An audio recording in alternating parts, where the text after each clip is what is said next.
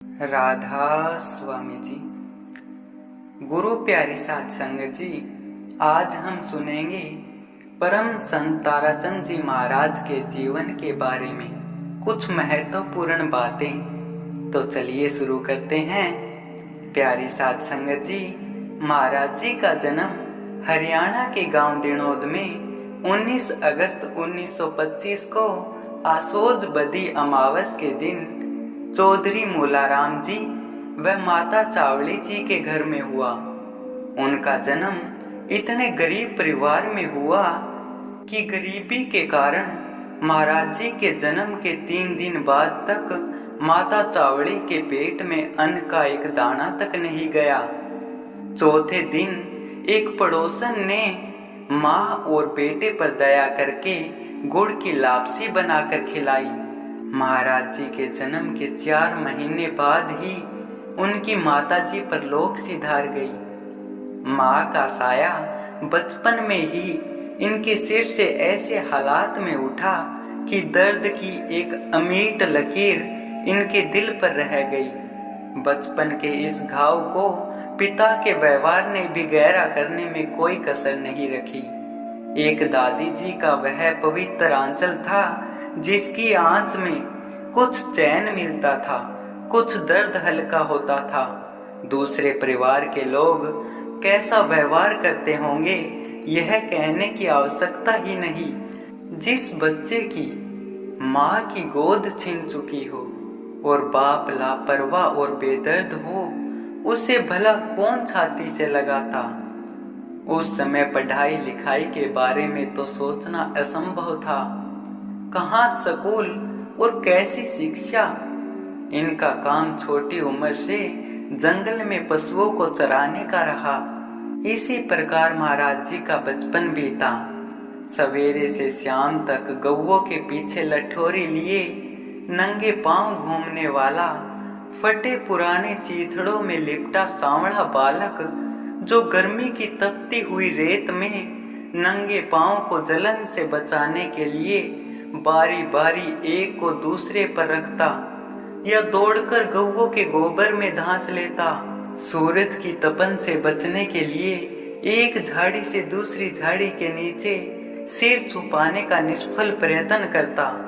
वह एक दिन संसार में तहलका मचा देगा और दुखों की आग में संतप्त असंख्य रूहों पर सुख, शांति और प्रेम का आंचल फैला देगा, कौन जानता था। संसार में कितने ही संत आए, लेकिन कोई भी इतना सफल नाटक नहीं खेल सका।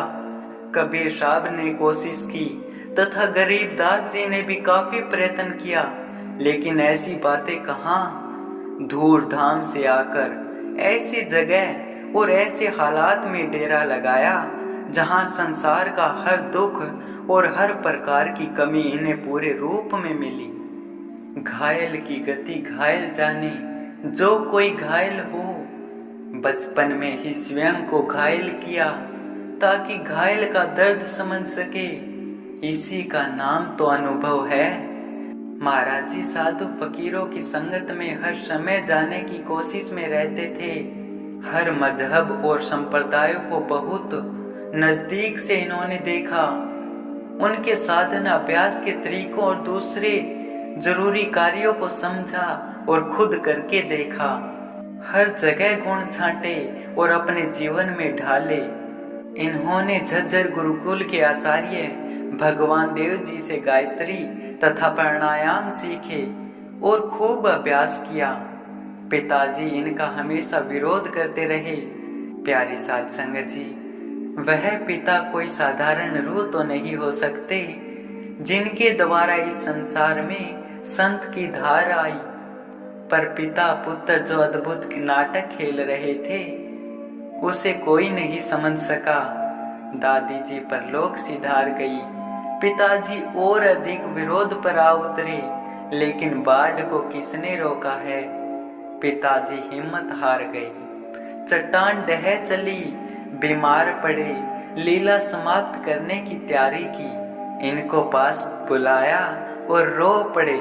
कहने लगे, बेटा मैंने तुम्हें बहुत दुख दिए हैं, बड़े जुल्म किए, लेकिन फिर भी तूने मेरी बड़ी सेवा की और कभी उफ तक नहीं किया, सभी चुपचाप सह लिया। तू प्रहलाद है, मैं हिरण्याकुश हूँ। अब मेरी और हिम्मत नहीं कि तुझे अधिक दुख दे सकूं। अब मैं जाना चाहता हूँ, लेकिन मेरा जीव पिंजरा नहीं छोड़ पा रहा है।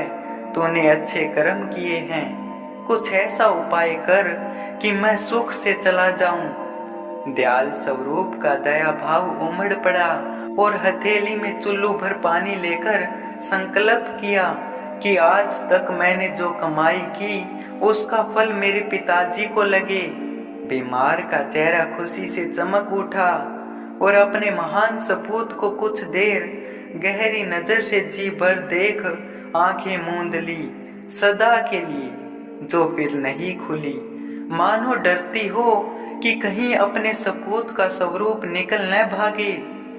एक महान आत्मा अपना खलनायक का दुखद पार्ट अदा कर नाटक समाप्त कर चली। मेरा मस्तक श्रद्धा से उस महान बाप की याद में झुक जाता है, जिसने अपने लिए अपयश बटोरकर अपने संत सपूत को घायल रखा ताकि दर्दी का दर्द अनुभव कर सके। एक एक करके सभी चले गए, एक सीन समाप्त हुआ। संसार का अनुभव पूर्ण हो चुका था। अब दूसरी ओर अधिक जोर दिया। हर जगह संतों महात्माओं के पास घूमा, पर वस्तु न मिली जिसकी तलाश थी।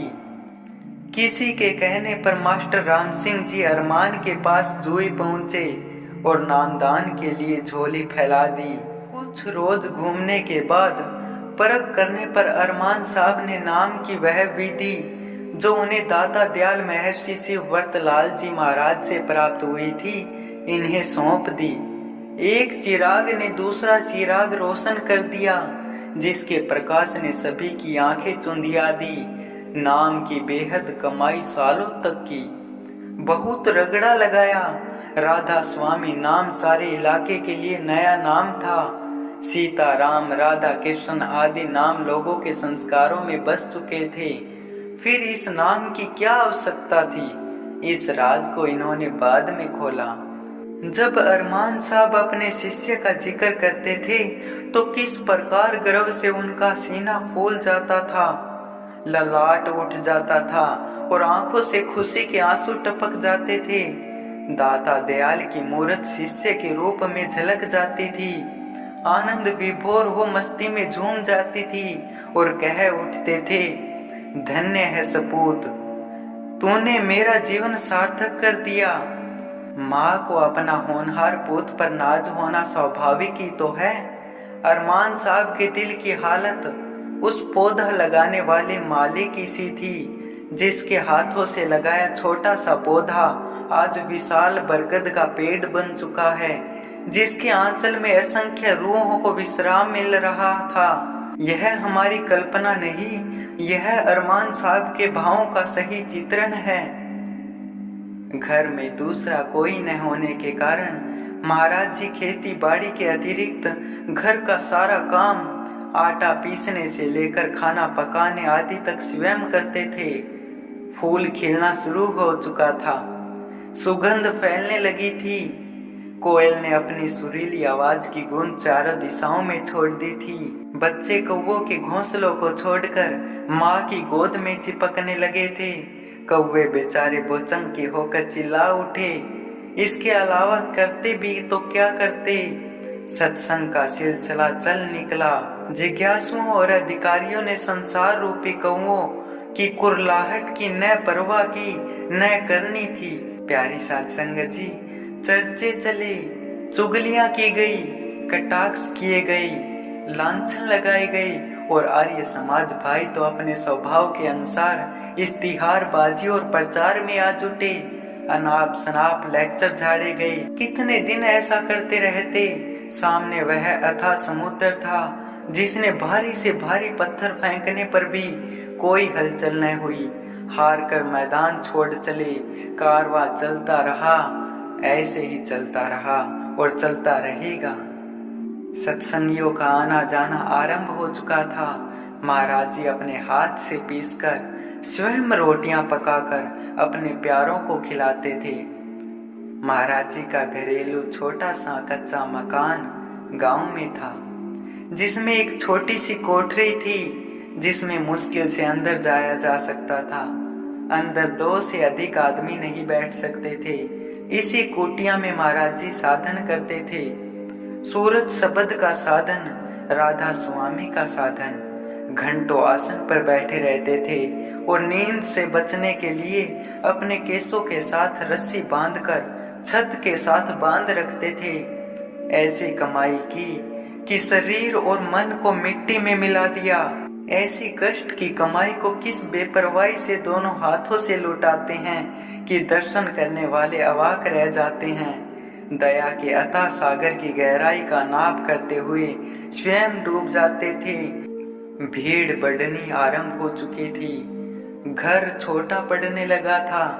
सब कुछ बेच खोज कर गांव के बाहर जमीन लेकर छोटा सा आश्रम बनाया। एक कुआं भी साथ ही बनवाया। गांव में हर जगह खारा पानी था, लेकिन यहाँ मीठा निकला। 10 साल सत्संग इस आश्रम में चला, फिर यह भी छोटा पड़ गया। साथ ही और जमीन खरीद ली और धीरे धीरे यह सुंदर भवन और बगीचा तथा कुआं निर्माण में आए, जो वर्तमान आश्रम है। यहाँ हर तरफ शांति और प्रेम का वातावरण है।